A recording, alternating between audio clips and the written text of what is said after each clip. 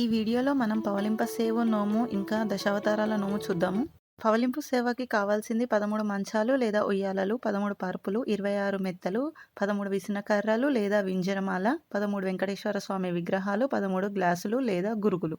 ఒక మంచం లేదా ఉయ్యాలలో పరుపు వేసి 2 మెత్తలు పెట్టి వెంకటేశ్వర స్వామి విగ్రహం పెట్టి పక్కకి వింజరమాల పెట్టాలి. మంచం పక్కన గ్లాస్ లేదా గురుగులో కొన్ని వాటర్ పెట్టి ఇలా 13 సెట్ చేసుకొని నోముకోవాలి.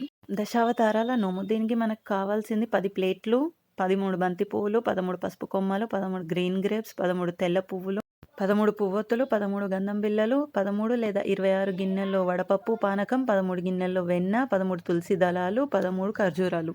మనకు దశావతారాల ఫోటోలు కావాలండి. ఒక ప్లేట్లో మత్స్యావతారం ఫోటో పెట్టి 13 పసుపు కొమ్మలు పెట్టుకోవాలి. రెండో ప్లేట్లో కూర్మావతారం ఫోటో పెట్టుకొని 13 గ్రేప్స్ పెట్టుకోవాలి. మూడో ప్లేట్లో వరాహ అవతారం పెట్టుకొని 13 తెల్ల పువ్వులు పెట్టాలి. ఇలా 10 అవతారాలకు వాటికి సంబంధించిన వస్తువులు 13 చొప్పున ప్లేట్లో అరేంజ్ చేసుకొని గౌరమ్మని పెట్టుకొని నోముకోవాలి. ఇవ్వండి ఈ సంవత్సరం నోముకోవాల్సినవి. మరిన్ని నోముల కోసం ఫాలో అవర్ ఛానల్.